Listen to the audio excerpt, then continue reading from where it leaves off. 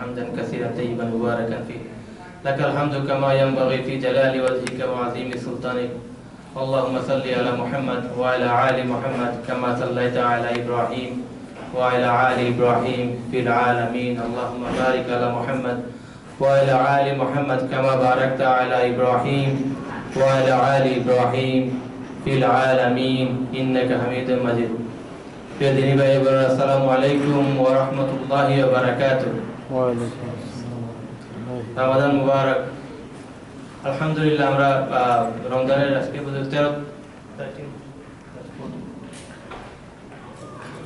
14তম দিবসে আমরা পদার্পণ করেছি রমজানের 3 ভাগের প্রায় অর্ধেক আমরা পার হয়ে যাচ্ছে আগামী রমজান আমরা পাবো কিনা জানি না এই রমজানে আমরা চেষ্টা করবো যতটুকু আমল করা যেন আমাদের গুনাহ খাতা যেন আমরা মাফ করতে পারতে পারি এই জন্য প্রচেষ্টা আমাদের থাকে ইনশাআল্লাহ আমরা দুজন আমাদের রিয়াং আলেম এখানে আমাদের উপস্থিত হয়েছে আর এরা দুজনই অ্যাকচুয়ালি আমাদের মুনা ইউথ যখন শুরু করি অনেক প্রায় over 10 years they are the Muna youth members alhamdulillah they are now our teachers we will learn from them inshallah শুরুতে কোরআন তেলাওয়াত করার জন্য আমি নাকিব হককে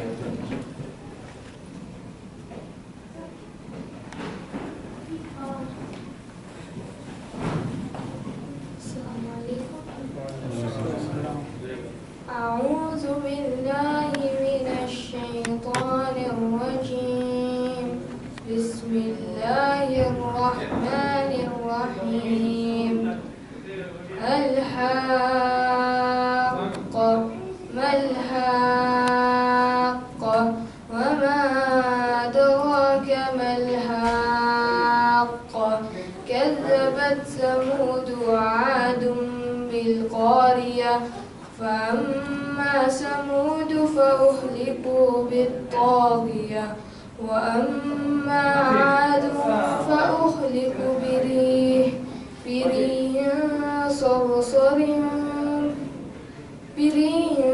صرصر طاغية صرصر عاتية سخرها عليهم 7 ليال و8 أيام حسوما فترى القوم فيها سرعا ثم كأنهم أعجاز نخل خاوية فهل ترى لهم من باقية وجاء فرعون ومن قبله فالمؤتفكات بالخاطية صدق الله العظيم.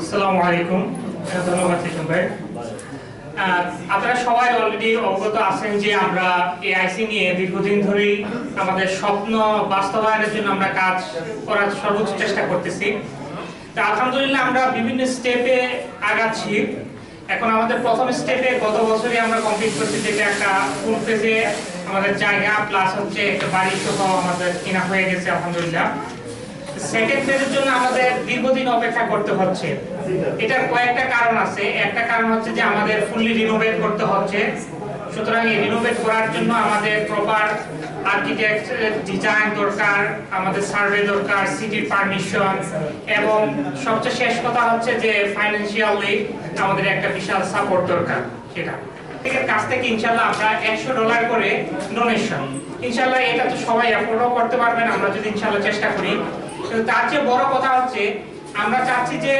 কমপক্ষে 1000 জনের কাছ থেকে 1000 পার্সনের কাছ থেকে $100 করে কালেকশন করে রোজার মাসে তো সেটার জন্য আমাদের যেহেতু 1000 জন এখানে নাই উপস্থিত নাই অথবা আমাদের ইমিডিয়েট মানে যোগাযোগের ভিতরে নেই সেজন্য আমরা চেষ্টা করতেছি যে আমাদের বন্ধু বান্ধব যারা আছে পরিচিত আত্মীয়-স্বজন পাড়া প্রতিবেশী যারা আছে সকলের কাছে আমরা যাব এবং আমরা সবার কাছে যদি এইভাবে যদি ভালোভাবে এটা মানে ইম্পর্টেন্সটা তুলে ধরতে পারি, তাহলে ইনশাআল্লাহ সবাই $100 করে ডোনেশন করতে কোনো প্রকার কার্পণ্য বোধ করবেন না ইনশাআল্লাহ। তো সেজন্য আমরা কিছু ফর্ম প্রিন্ট করেছি অলরেডি। তো এখানে যে ডোনেশন ফর্মে একটা সিম্পল আমি একটু বর্ণনা দিয়ে দিই যে ডোনেশনের কিছু ডোনারের ইনফরমেশন আছে। এখানে বিভিন্ন ফরম্যাটে ডোনেশন করা যাবে, যেমন কেউ ক্যাশ দিলেও দিতে পারেন, কেউ যদি চেক দিতে চান সেটাও দিতে পারেন। এখানে আমাদের ব্যাংক অ্যাকাউন্ট নাম্বার দেওয়া আছে, কেউ যদি ডোনেট করতে চান ডাইরেক্টলি ব্যাংকে ডিপোজিট সেটাও পসিবল, এবং অনলাইনেও যদি যেতে চান তাহলে সেটাও দিতে পারেন। আর সর্বশেষ অপশন আছে ক্রেডিট কার্ড, কেউ যদি ক্রেডিট কার্ডের অপশন দেন তাহলে আমরা ইনশাআল্লাহ চার্জ করে নিব $100 করে। এবং আমরা সেই সাথে সেলফ রিটার্ন ইনভেলপও আমরা প্রিন্ট করেছি। সুতরাং যাদের আপনাদের পার্সোনাল পরিচিত আছে তার হাতে হাতে দিবেন, যারা খুব দূরে থাকে তাদেরকে যদি ইমেল অ্যাড্রেস থাকে সবাইকে ইমেলকে পাঠিয়ে দেন, ইমেলে পাঠিয়ে দিলে ইনশাআল্লাহ সবার ওখান থেকে কিছু রেসপন্স আসবে। আর যদি কারো মেইলিং অ্যাড্রেস আপনারা জানেন সার্টেন, যে একটা নিশ্চিতভাবে জানেন, তাহলে আমাদের কাছে বলে আমরা রিটার্ন মেইল সহ রিটার্ন ইনভেলপ সহ আপনাদেরকে একটা প্রিন্ট কপি দিয়ে দিব। তাহলে আপনারা পাঠিয়ে দিলেন, ওনারা যা শুধু চেক বা হোয়াটএভার ইনফরমেশন ফিল আউট করে ওনারা যা শুধু ভরে দিয়ে দিবেন করার জন্য। তো আশা করি আপনাদের সকলে যদি সহযোগিতা করেন, আমরা যদি এখানে 100 জন ভাই থাকি, প্রত্যেকে যদি 10 জন কন্টাক্টের কাছে রিচ করতে পারে তাহলে ইনশাআল্লাহ 1000 জন এমনি চলে আসে আমাদের। তো ইনশাআল্লাহ আশা করি আপনারা সবাই এর ব্যাপারে সহযোগিতা করবেন।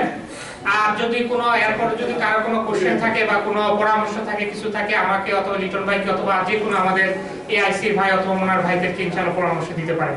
জাযাকাল্লাহ। আসসালামু আলাইকুম ওয়া রাহমাতুল্লাহ। Subhanahu wa ta'ala to learn a few lines of knowledge. Everything's from Allah subhanahu wa ta'ala. Allah subhanahu wa ta'ala in the Quran reminds us that وَمَا بِكُم مِّن نِعْمَةٍ فَمِنَ اللَّهِ. Whatever virtues, whatever good and blessings you enjoy in your life, it's actually from Allah subhanahu wa ta'ala. It's nothing that we do from our own side. Nevertheless, in these few minutes, because Iftar is close by and you can smell the food now, so your mind is already there, I just want to mention to you about Surah Al-Fatiha. The reason I find it very intriguing about Surah Al-Fatiha, and I find it very necessary, especially what Sheikh Nafis Rahman was talking about. He talked about a man who was a staunch enemy of Islam. Not only in words, like for example, Donald Trump I wouldn't say he's an enemy. He's not an enemy, he's a person who doesn't know. Right? He was ignorant. And when people are ignorant, they have ideas because they are victims to ignorance. But if you educate somebody who is ignorant, they can become waliyun hamim. Allah subhanahu talks about it in the Quran. They can become your closest friend. Waliyun hamim literally means a bosom friend, the closest friend to you. So you have this person, Sumama radiallahu ta'ala an, he was a staunch enemy. Not in words, he was a staunch enemy in action. He actually killed many companions. But yet, what caused him to become Muslim? So, Sheikh Nafis was talking about the reason he accepted Islam was that he saw the character of the companions of Rasulullah. I want to dissect that. I want us to look into that. If I was to say why he accepted Islam, yes, it was due to the character of the companions. But there was something very specific about their character. The character that the Sahaba they had, the character that Muhammad ﷺ had, the character that Abu Bakr had, the character that Umar had, their character was Islam. What do I mean by that? Let's go to Surah Fatiha. Surah Fatiha is the most comprehensive surah in the Quran. You say how? It's only 7 verses. But it is, because it's the opening book, opening chapter of the book of the Quran. So there has to be some great wisdom behind it. You see, as human beings, there are 3 questions that throughout millennia we have been struggling to find out. These 3 questions, people like Sam Harris or Stephen Hawking, they write books about it, they don't know where they're going. They spend lifetime worth of research, they don't know where. The philosophers like Nietzsche, they are looking, but they can't find the answer. The first question is, where did we come from? That's the first question. Where did we come from? The second question is, what are we doing here? The third question is, where are we going to go? Where did we come from? What are we doing here? Where are we going to go? 3 basic questions of life. Muslim, Christian, Jew, atheist, agnostic, man, woman, young, old. Everybody thinks about them. Where did we come from? What in the world are we doing in this world right now? Because the world is going crazy. And where are we going to go after this world? Surah Fatiha, in the very beginning, Allah subhanahu wa ta'ala answers this. Now keep in mind, these three questions cannot be answered by any field of science, of the secular sciences. Why? Because science, by its very definition, is the observance of the natural world. Observance. And these three questions cannot be answered. Because if I do not know where I came from, I don't know what I'm doing here. And if I don't know what I'm doing here, I will not know where I'm going to go. Right? So it's a cascade of questions. It starts from top. Where did I come from? You have to know that in order for you to know what are you doing here. I have to know what I'm doing here in order for me to know where am I going to go. Science cannot answer. As much as, as advanced as we are, science still fails to answer these questions. Now you say, how does Surah Fatiha, how does this very small surah answer these three main questions of life that man has been grappling with for millennia, for thousands of years? In the very beginning, Allah subhanahu wa ta'ala says, Alhamdulillahi Rabbil Alameen. All praise belongs to one Allah who is the Lord of the entire creation. You see, that verse just answered the first question. Where did you come from? You came from Allah subhanahu wa ta'ala, who is the creator of the whole entire creation. That which we know of, that which we don't know of. Then we said, well, what are we doing here? Allah subhanahu wa ta'ala says, إِيَّاكَ نَعْبُدُ وَإِيَّاكَ نَسْتَعِينُ. Right? The purpose of life is to go back to Allah subhanahu wa ta'ala. Is to seek help only from Allah subhanahu wa ta'ala. Assistance only from Allah subhanahu wa ta'ala. So Rabbil Alameen answers where we came from. إِيَّاكَ نَعْبُدُ وَإِيَّاكَ نَسْتَعِينُ tells us what the purpose of life is. Where are we going to go? Malik Yawmiddin. Malik Yawmiddin being the day of atonement, the day of recompense. Whatever we do, we will be given. So in the very beginning of Surah Fatiha, Allah subhanahu wa ta'ala answers the three main questions of life. But that's not the point that I want you to look at. We were talking about this staunch enemy of Islam became Muslim because he saw something in the companions that really shook his heart, that melted his heart, that attracted him to Islam. And that's the second portion of Surah Fatiha. Allah subhanahu wa ta'ala says, be Muslim. Being Muslim is not an optional thing that we do. Like for example, okay, I'm at school, now it's time for prayer, now I have to be Muslim. Okay, I'm at work, now it's time for prayer, now I have to be Muslim. I'm at school, or I'm at work, I'm outside, there is the opposite gender in front of me, okay, I have to lower my gaze because I have to be Muslim. Yeah, that's right, but that's not what the Sahaba had. You see, we are like, has anybody seen Transformers? What about Power Rangers? Talk about Power Rangers. Okay, Power Rangers. You see, Power Rangers, they're just normal people, right? But when evil strikes, what happens? They change. They morph, right? Morphing time. Isn't that what they say? Yeah. They say it's morphing time. So you have these normal people, they're just like me and you, John, and Khalid, and Fatima, and Michelle, and Barry. They're just normal people. But when evil strikes, they become, they say it's morphing time, and they become these Power Rangers. That's what we kind of do. We're just normal person, I'm Abdullah, and now when I see something, I have to be Muslim now. In reality, that's not a Muslim. You see, linguistically, Islam means, Islam is a verb, which comes from aslama. Just follow along, inshallah, please. Aslama. Muslim is ismu fa'il. Aslama means to submit. What does it mean? To submit. Muslim is a person who is in the act of submission 24/7. So that means I have to be Muslim when I go to sleep, I have to be Muslim in my sleep, I have to be Muslim when I wake up, I have to be Muslim throughout my day. That's what the Sahaba had. They didn't live life, okay, I have to be Muslim now, and then I don't have to be Muslim. So this is what Allah subhanahu wa ta'ala talks about in Surah Fatiha. Allah subhanahu wa ta'ala says, إِيَّاكَ نَعْبُدُ وَإِيَّاكَ نَسْتَعِينُ اهْدِنَا الصِّرَاطَ الْمُسْتَقِيمَ. We ask Allah, guide us to the straight path. The straight path is not the path of Power Rangers who morph at a specific time. The straight path is the path that is continuous. It's perpetual. Meaning from the time I wake up till I go to sleep, I'm Muslim. That's what the Sahaba had. So Allah says, teaches us, oh Allah, guide us to the straight path. What does a straight path mean? It's Islam, right? But think about this. Allah is telling us, guide us to the straight path. But aren't we already Muslim? Are we not already Muslim? Yes. So then what does that mean? Is it a redundant statement? It would sound like a redundant statement. If we're already Muslims and we're asking Allah guide us to the straight path, well, is there another path other than Islam? So what does guide us to the straight path mean? It means keep us persevering. Give us istiqamah. Give us the ability to be perpetual in our faith, in being Muslims. So again, the word istiqamah means to persevere, to live through, not have morphing times. We don't become Muslims by the way, okay, I'm going to put on my dress and be a Muslim. A lot of us become Muslim when we go to the masjid. That's wrong. We should be Muslim in the masjid because it's easy. But I should be Muslim outside the masjid. That's what's missing in the ummah today. Look throughout the world, whether it's our politics, whether it's our education, we ought to be Muslim at specific times. Okay, in Ramadan, now I have to be Muslim. Ramadan, okay, I'm going to change I mean, look at this. It's silly things we do, but we do them. I have a ringtone which is like a Hollywood or Dollywood or Bollywood music tone, but when Ramadan comes, I change it to adhan. You see?